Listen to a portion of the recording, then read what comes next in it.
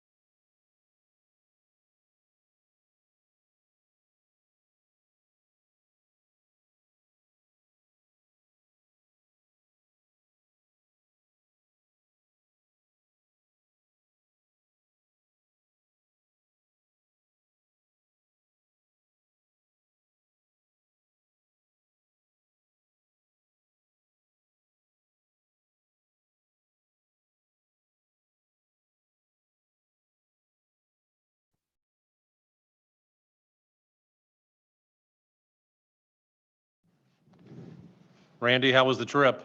Hope as he gets.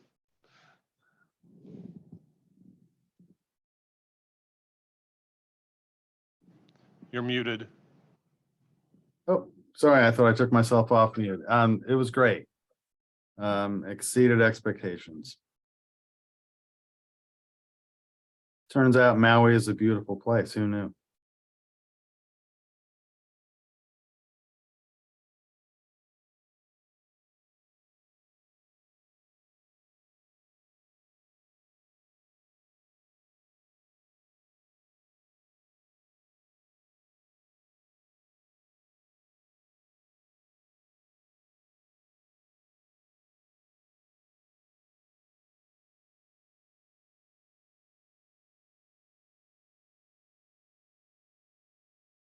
I know we are waiting on a few other folks. Rob, if you're still there, can you give us all an update on some of the advocacy efforts that you and the group have been involved with? Yeah, my name is Rob Santel with Crosslines Community Outreach. So about 4 weeks ago now, there was a bill that popped up in the Kansas legislature that would make it a misdemeanor crime for folks to be sleeping outside in public places. That would be both in state public lands, but then also it would also cover local municipalities as well. So very problematic legislation that would criminalize unsheltered homelessness.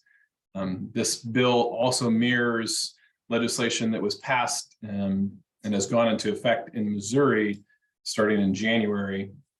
There's an institute called the Cicero Institute that is going kind of state by state. They're a think tank out of Texas that is trying to pass similar type legislation, going state to state to pass this type of stuff.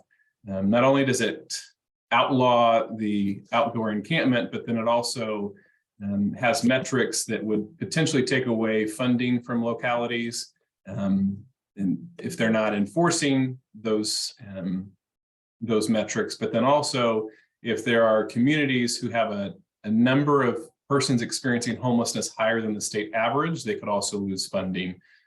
So that would be problematic for us here locally because our numbers are higher than the state average. So very troubling kind of how this came up. I think they were trying to sneak it in, but luckily we were able to mobilize a pretty fast advocacy approach. We had quite a few from a delegation here in Wyandotte County that showed up. Rachel Erpelding with Kim Olson Housing was there. We had some folks from Catholic Charities as well. Those of us from Crosslines, and then Sister Therese Banger with the Sisters of Charity of Leavenworth were also there. So we had a good representation from Wyandotte County.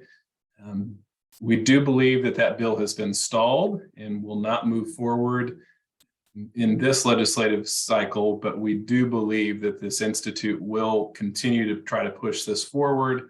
They will go even more heavily. We've kind of seen a playbook of what they've done in other states. And so we anticipate them to come pretty strongly when the next legislative session comes at place. They'll probably bring in 2 full-time lobbyists, one to work on the Republicans, one to work on the Democrats, to try to get this legislation through. What they really want to do is they want to force people into what they call sanctioned encampments, which would, I honestly, in my advocacy, have been terming them internment camps, because what they do is they have a high concentration of folks that are experiencing homelessness into an area, and they use the terminology of supervise. They want to supervise these folks. But what they're really doing is also trying to, at the state level, try to, and Randy, you might be able to speak to this a little more too. They're also trying to make it so that folks will seek treatment for mental health as well as substance use, trying to make it easier for folks to be involuntarily hospitalized. And they believe that folks are homeless because of bad choices, but then also because of the substance use and mental health, and that communities should force people into treatment as a response in how to deal with homelessness, which goes against everything that we believe in terms of housing first. It would dramatically challenge the way that we do our outreach with KCKPD, and the officers that I've been talking with are very concerned about what that looks like. Locally, we've seen a huge shift in the amount of people that are already coming over into Kansas because of what the displacement that's happening in Missouri. So very challenging stuff. So we need to all make sure that we are being engaged in this work and staying on top of it. So.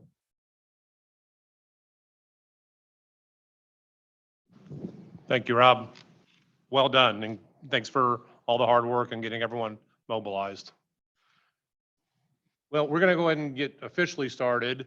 I think most of us know each other. Is there a need to go around the room and on the Zoom room? Okay, I'm seeing some head shaking no. I do want to make an official announcement. Pastor Steve Neal, who was one of the 4 co-chairs of this committee, has stepped aside from the task force. And so we thank Pastor Neal for all of his hard work and insight and dedication. I know he's got some other things that he is focusing his energies on and with, and I know we'll be hearing from him again. But for right now, it's just the 3 of us up here. So we're gonna charge forward with it all. We have not met in a while, so our apologies for that. And I know with Pastor Neal, I'm going to try to take up some of that slack with his focus area of housing. But Evelyn and Andrea have really done a lot of great work over the last couple months. And so I'm just going to turn the meeting over to you 2, if you don't mind. You like how I did that? Well, I just want to say that we've been very busy. The systemic change group has been very busy. Can we move down? Oh. We all just move down.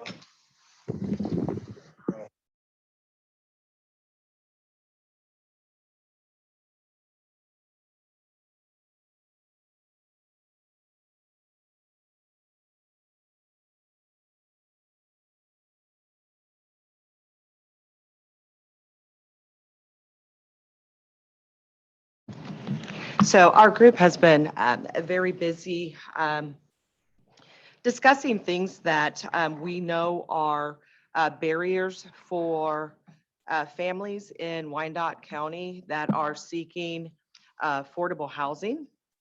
And that's whether those are individuals who are receiving some type of program subsidy or those individuals who are not. And so we've been meeting twice a month to talk about different barriers and what we're seeing that is slowing down the process or hindering the process of individuals locating affordable housing. And one of those barriers is the limited stock of affordable housing. We recognize that there is not enough affordable housing for individuals who are receiving subsidy and those that are not. They're all competing for the same housing stock.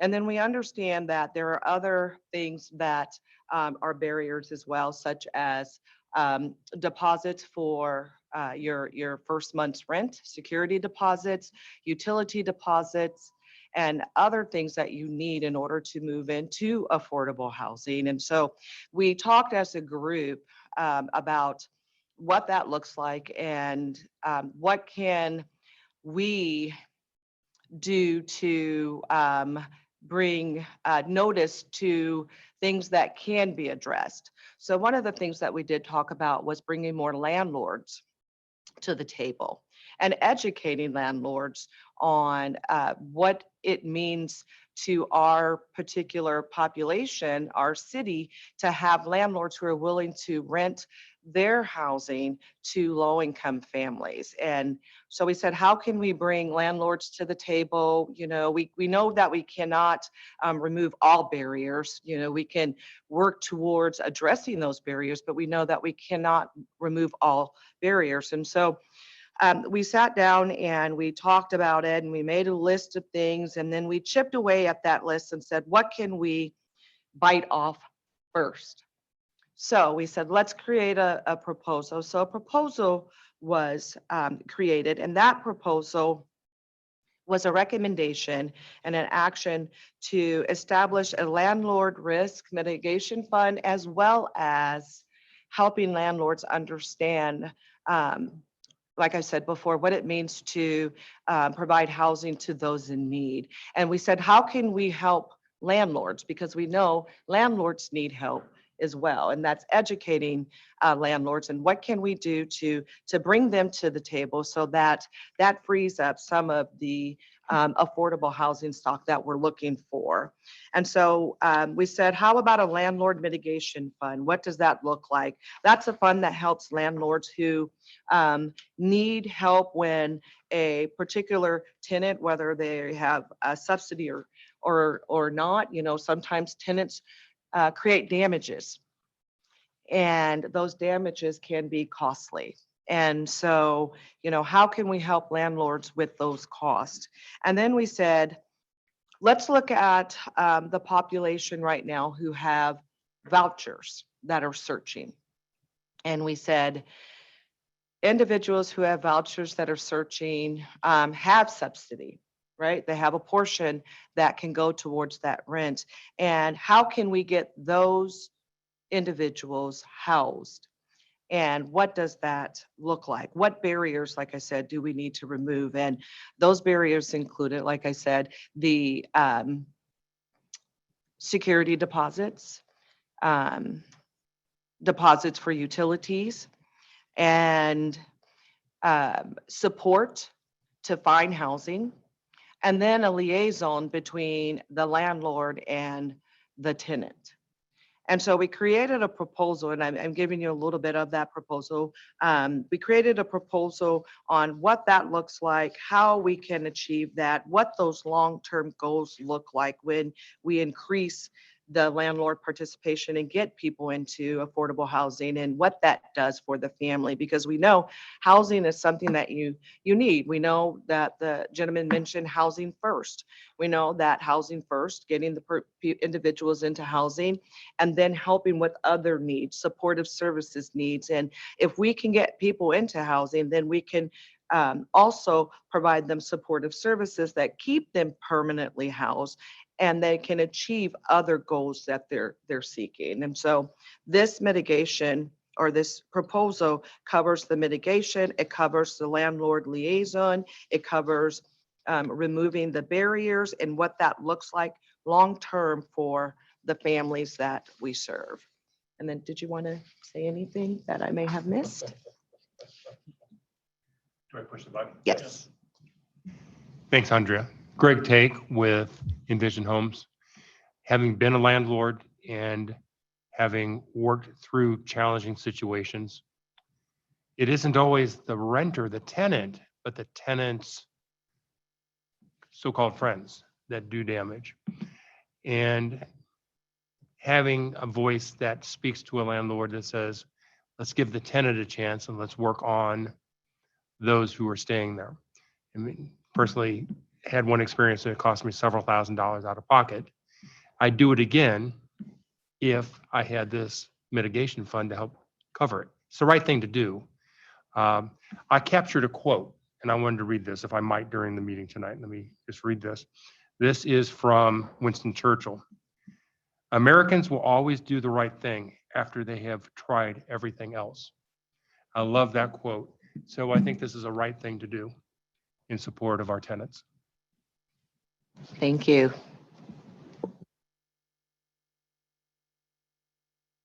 Good afternoon, and thank you to all those who are with us on this afternoon. I just have a few things I'd like to share that we've been working on. We are a part of the resources committee. So if someone needed any resources about housing or anything else here in the community, where could they go? Where could they find that information? So that's part of what we've been working on. And I'll share a little bit more about that in just a second. And the other piece we worked on was trying to take a tour at the Topeka Rescue Center to kind of see what their setup looks like for the homeless. And they have a pretty good sized homeless population there. And that tour was scheduled for March the 9th. However, we did cancel out because we didn't have very many people who were able to go on that particular date. So we'll get information out again for those who might be interested in taking that tour, to just take a look and see what it looks like to have housing and food and all the wraparound services in one particular area.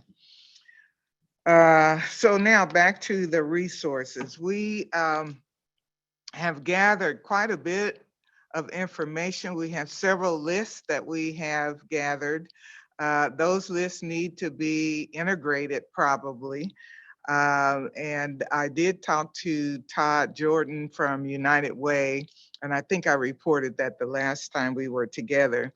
And his comments were, because we were looking at possibly doing a QR code where people, when they drive by a billboard, they could possibly get the information they needed.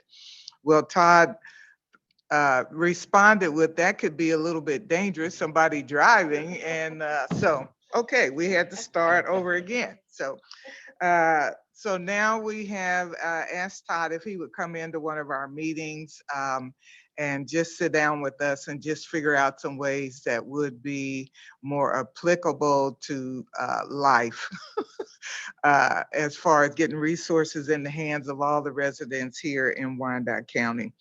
At our last meeting with the resources committee, we have several people who've committed to contact other areas, specific folks here in the county that we could really target as far as getting information out to them. So one was the school district. Another one was out to churches.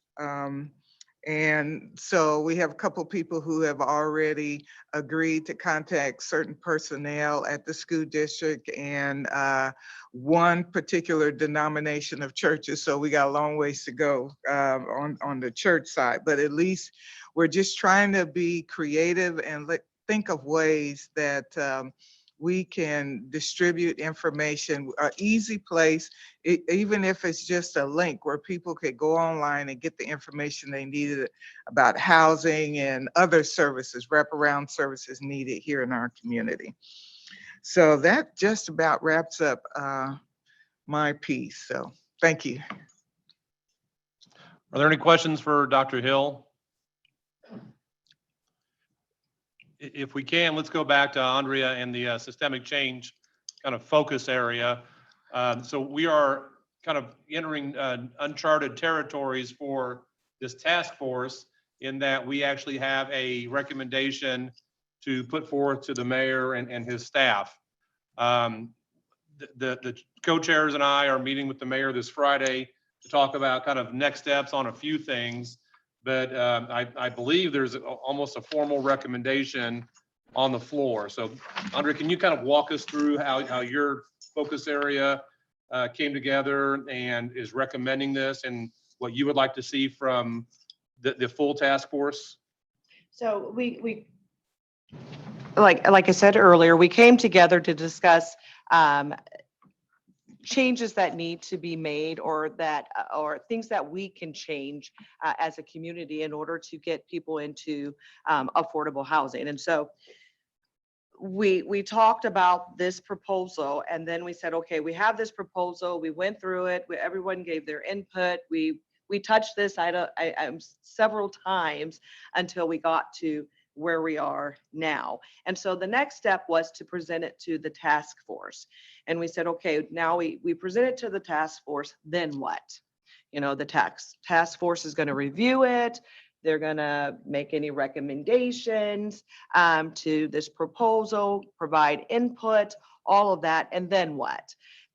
How does it get to the mayor's office? Because we know that we're doing this for the community. We've been assigned by the mayor to address the issues, the systemic change issues and resource issues. And so we say, okay, here's something, here's the issue, here's the proposal. Now what? How does it get to the mayor's office? And once it gets to the mayor's office, then what happens? And so those are the answers that we're looking for. You know, once it gets to the mayor's office, who's going to review it? After they review it, where does it go from there? Does it go to the council to review and to vote on? And so we want to meet with the mayor on Friday just to figure out, as committees or as groups, as we come together and we come up with what we think are good ways to address some of the issues and remove some of the barriers within our county. What does that process look like? And of course, you know, like Tom said, we are the first ones to have a proposal to submit. And so we just want to know, here's the proposal. We're looking for the next steps with this, and how can we get this up and going within our community?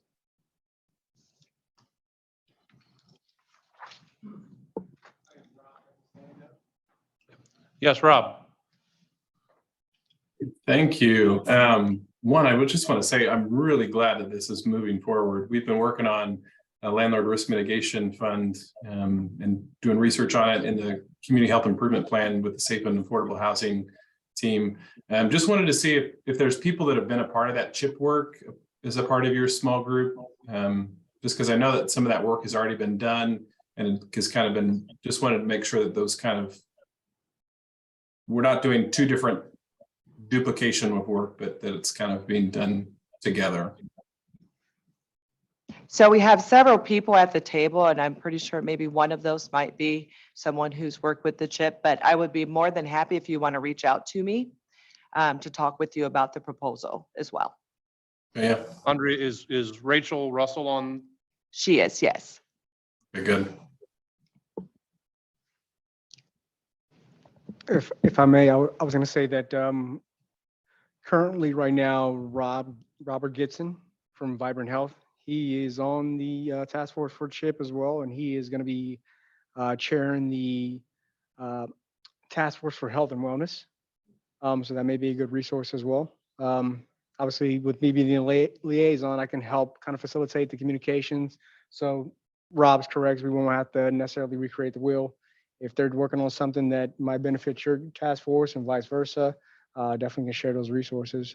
So I'll speak to him as well. That'd be great. We'd appreciate that. So that voice from afar is Brian Perez. Brian, would you mind introducing yourself, and can you turn the camera on by chance?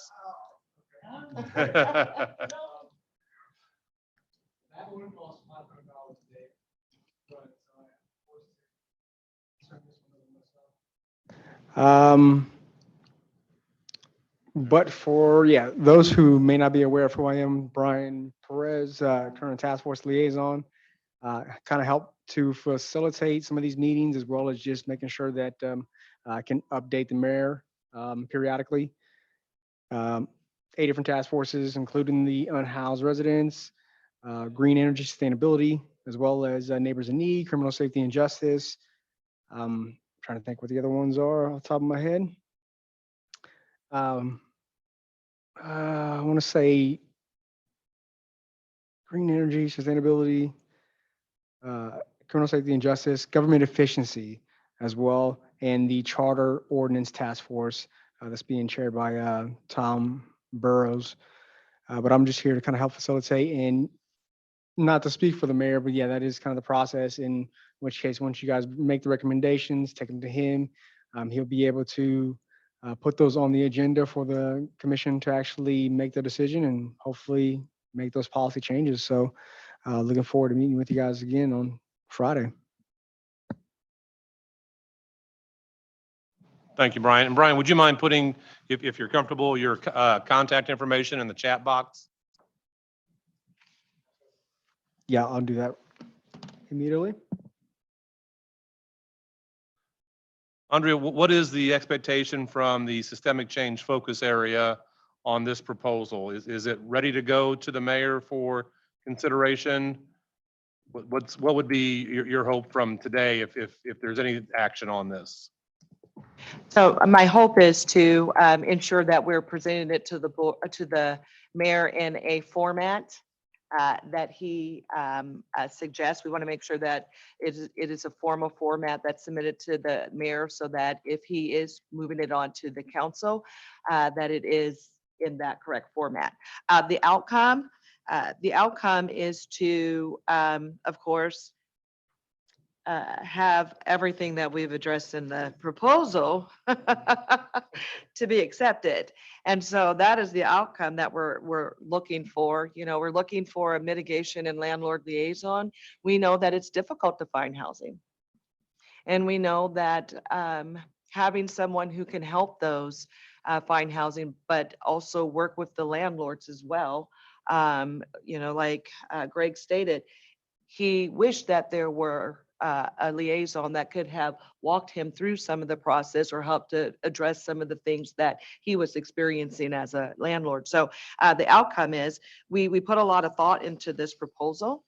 I would love to have all things accepted in this proposal because all of these puzzles and pieces fit. And I think without one, it wouldn't be complete.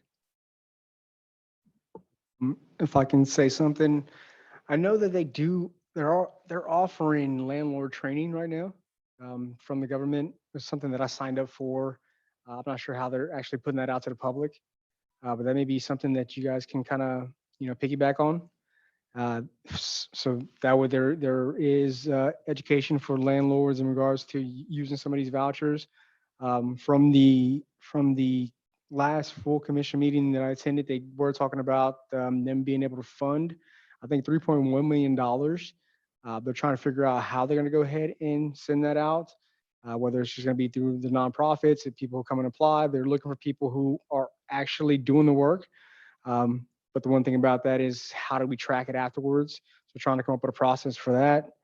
And then also, I do know that there was 400 vouchers that went unused as of last year. So being able to allow people who are receiving those to be able to use those is definitely important. So I'd like to clarify the unused portion of it. None of our vouchers go unused. Any vouchers that are not used go to other families. So we never leave vouchers on the table. They are always used vouchers. And I know you talked about how to track the outcome. Our proposal tells you how to do that. So within our proposal, we have talked about how that outcome is tracked and how you can see from the utilization of the vouchers now, and then once you incorporate the landlord mitigation and the landlord liaison, the difference between the two. So we do have a mechanism for tracking those outcomes. So I guess I'm confused. it sounds like this proposal is going to the mayor on Friday, but the subgroup is the one that put this together, but none of the rest of us have seen it to put feedback on it. And is the landlord risk mitigation fund only available to housing authority folks? Because I know originally when we were having broader conversations, it would be for the housing programs, specifically the HUD programs, because that's a huge piece, especially for us to get people from the streets into permanent housing. So I want to clarify, we're meeting with the mayor to talk about next steps. The proposal is what we have, but we don't know what next steps are. So when we're talking with the mayor, we're talking about when each task force has a proposal, what does that process look like? When we have a proposal that we're going to present to the mayor, how does he want that done? What does that process look like? Does that go through the task force, the three chairs? Do we review that and give our recommendations? And then it goes back to the other task force for any changes to the recommendation. But what we're trying to figure out is, what does that process look like? When you have a proposal that you want to present, what's the next steps? And that's what we're meeting with the mayor about. What is the next steps when there are proposals? How will this process work? Rob, and thank you, Andrea, for that. I think your concerns will be allayed because one of those next steps certainly will be is to get the formal proposal from that focus area within systemic change and present that to the entire task force for review. So that will hopefully be done next month.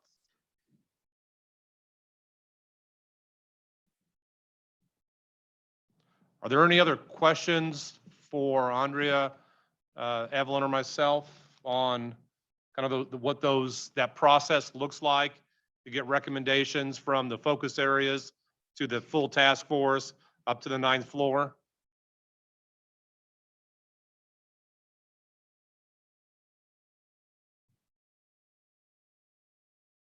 My group.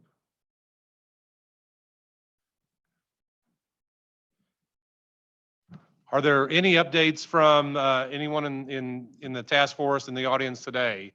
I'm curious, are there any numbers from the warming center and those wonderful efforts this past winter? Yeah, I can give an update on that. It looks like we were open on Saturday night, and probably that will be the last night that we will be open, based on kind of how the weather's looking. But we were open a total of 28 different nights, at about 1,200 different bed nights, between people that stayed at the shelter and then folks that we put up in hotels. And we had 230 unique different individuals that presented over the course of those 28 nights. So served a lot of people in just a short amount of time. Thank you for doing that. Thank you for coordinating it.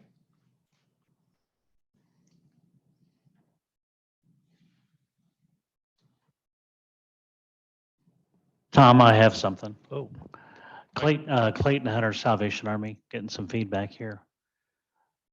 There were a number of us in Topeka last week for the Can Care expansion rally, including Rob, some folks from his staff. Well over 200 people in the Capitol. The governor spoke, folks from the healthcare industry, people needing coverage, people expecting coverage. It was very well attended. It was heartwarming to be there. So that would be something in the future, I think, if we could mobilize additional folks, particularly from this committee, that care about issues like that. It's fun to be there. It's not going anywhere this year. It's over before it even got started, but one of these days, we're going to get it done. And this was the first rally since COVID in person. So it'd been 3 years since something like this had happened in the Capitol. So it's great. Good job, Rob. Yeah, we had a really great team from Wyandotte County represented. Well, and I'd be remiss if I didn't also mention the state legislators that were there, a number of Wyandotte County folks hanging around at the rally. So they put their money where their mouth is, in Johnson County too. Any agency updates? We've got a little bit of time. Anything, well, there's lots happening within your respective agencies. Anything of note that you all would like to present to the entire group?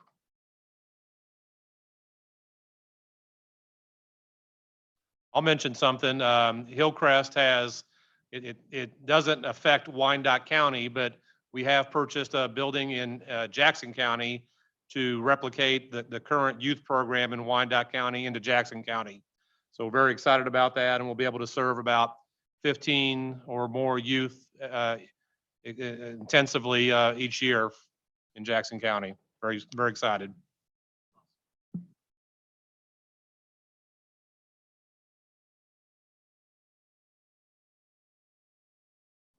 Then we will give everyone 25 minutes of their lives back. Thank you, everybody. Thank you, everybody.